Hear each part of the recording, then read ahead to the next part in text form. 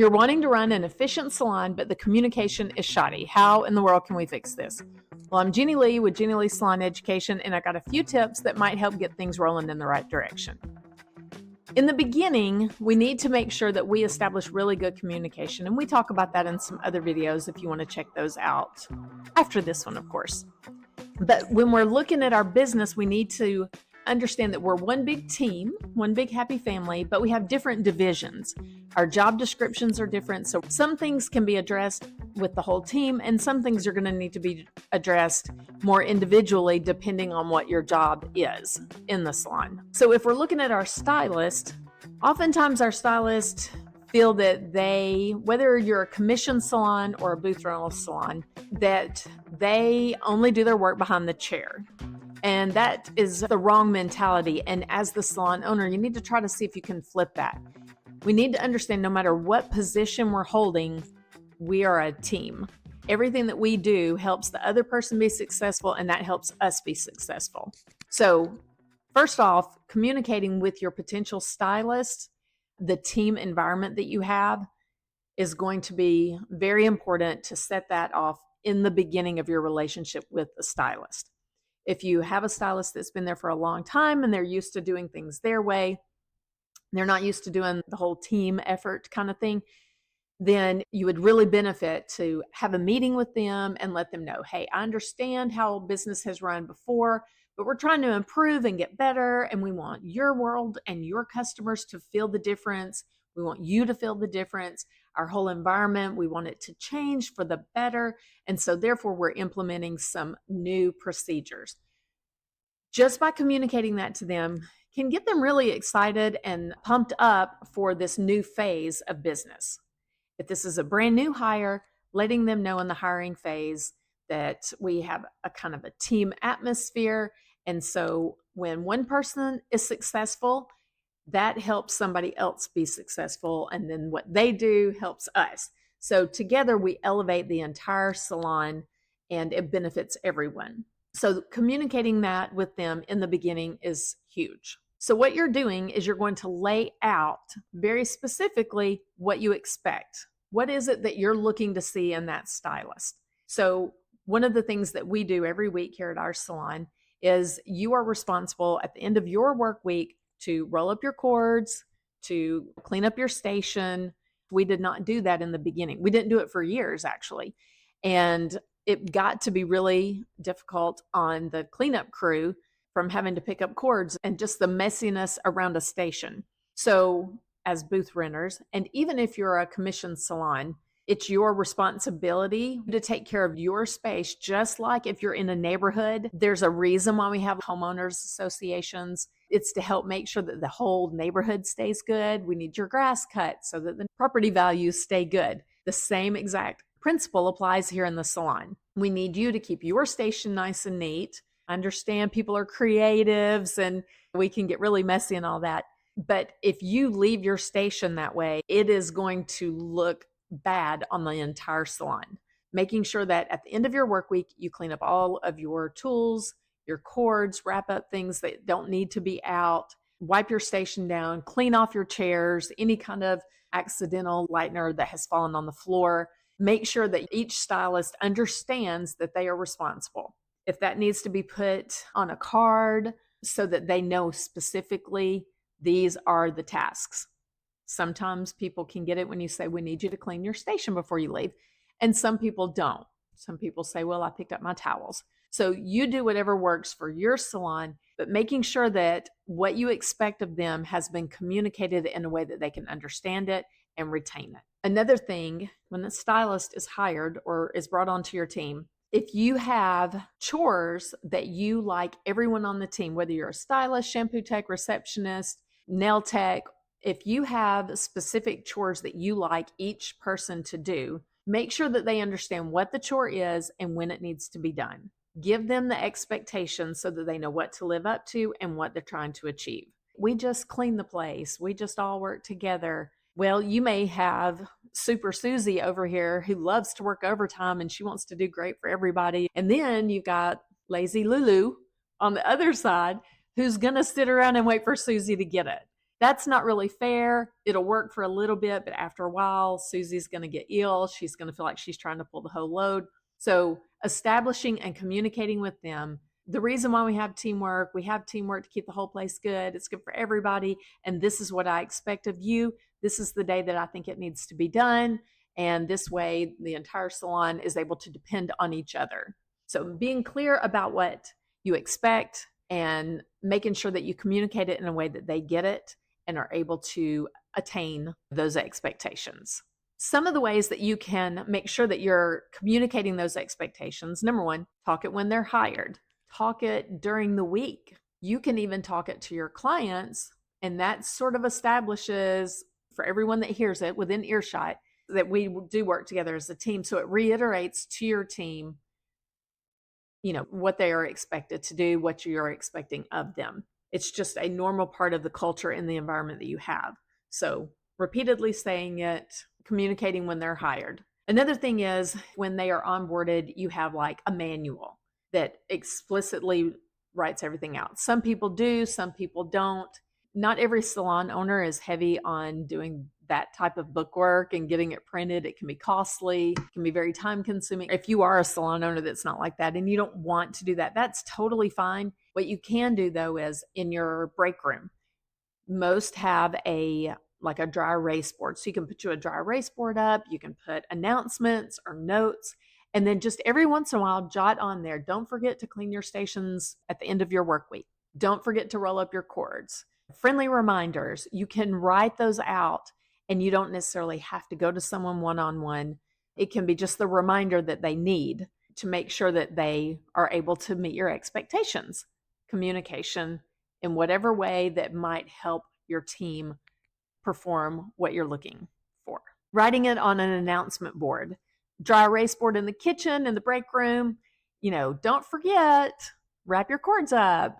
Before you head out this weekend, before you have an awesome weekend, make sure you leave your station in an awesome state. Write it on an announcement board, a dry erase board, something that they see in the break room that'll be the reminder that they need. So not only is this something that you're going to write down when you need to communicate something important, we're taking cleaning your station as part of the teamwork that we want to make sure that everybody knows. So another thing that you could do is repeat it at every meeting.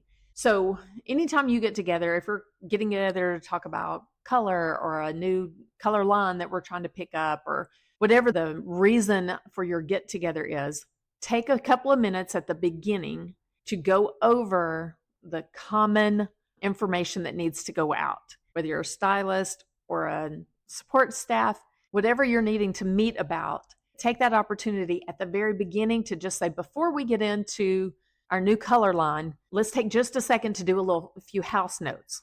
I call it housekeeping things, let's do a little housekeeping real quick. And I just remind everybody, we want to wrap our stations up. It makes it easier for the clean team to be able to do their job on the weekends. Besides, it looks nice, reiterate why we do what we do. But here's a good time. Every meeting, repeat the information that needs to go out. So those are for your stylist. Now, our support staff is going to be different. They are definitely part of the team. In fact, they're one of the most major, important parts of our team. They do not get enough credit. In my opinion, they don't get enough credit, but they're going to need something a little bit different. Typically, your support staff are going to be receptionists, shampoo techs. They're going to be housekeeping all day long. They're greeting clients. They're answering the phone. They're sweeping the hair. They're communicating with clients as they walk back and greeting and customer service. They're also doing upsells, and their job is so all over the place. It's not quite as focused as a stylist is behind the chair.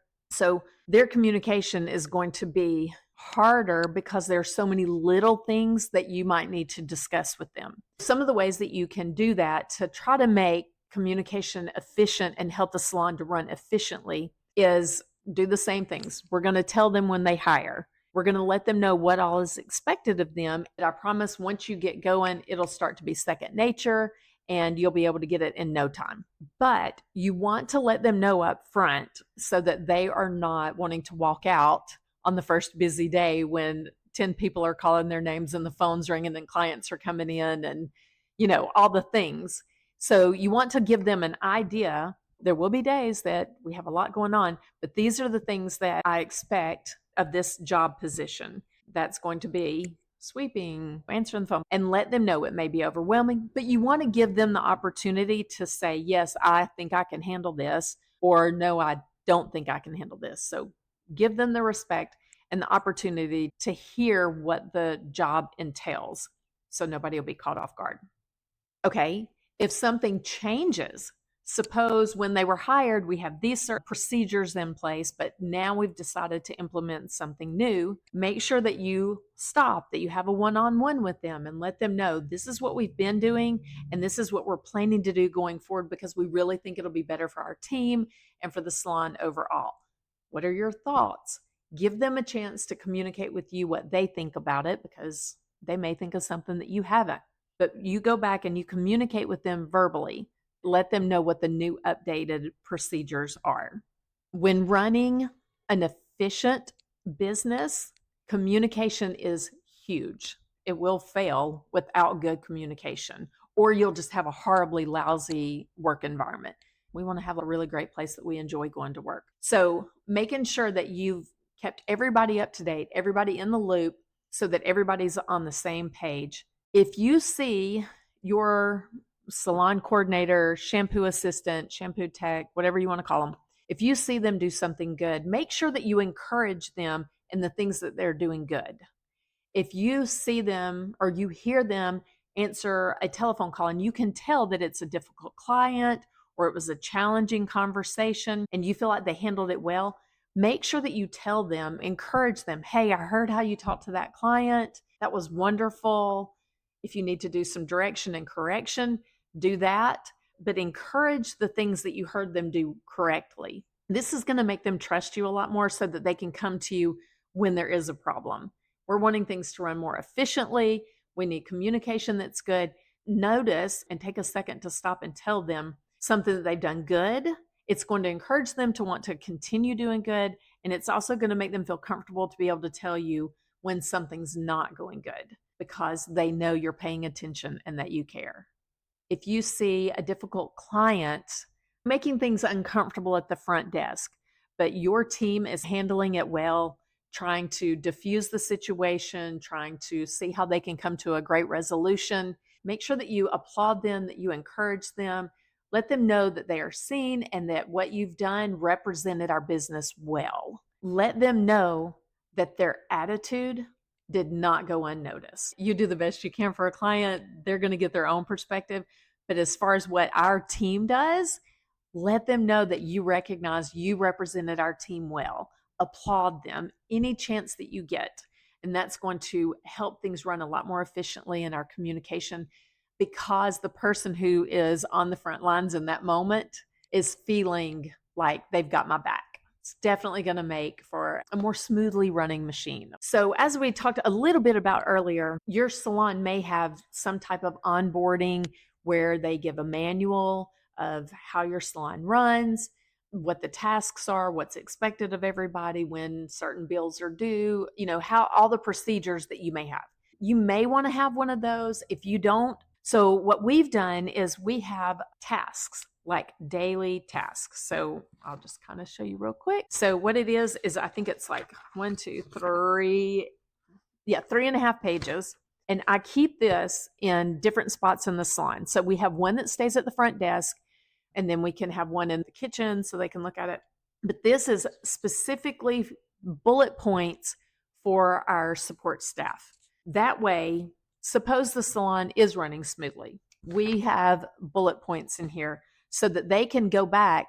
Instead of trying to remember everything you told them on the day that you hired them, they can go back because it was a lot. Remember, we talked about that. It's a lot of little tasks that you just told them, I promise you'll get.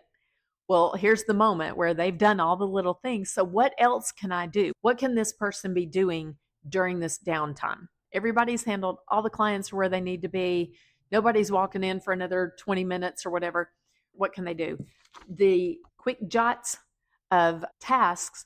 So it could be stuff like as easy as, checking the reception area and cleaning the armchairs where the clients sit. It could be anything from checking on the restroom to make sure there's paper towels and there's soap in the dispenser, there's toilet paper in the dispenser, there's not toilet paper on the floor, there aren't spots on the mirror. So this is a great tip too, to have around the salon for your support staff. Now, you could technically have another one of these for your stylist as well, and it could have little things that they can jump in and do. Your support staff is going to typically have that few more minutes to cover some extra things because they're not going to be with clients all the time. So anyway, I hope those are some things that help. We want to make sure that we communicate, we want to write it down, and we want to reiterate it at every meeting.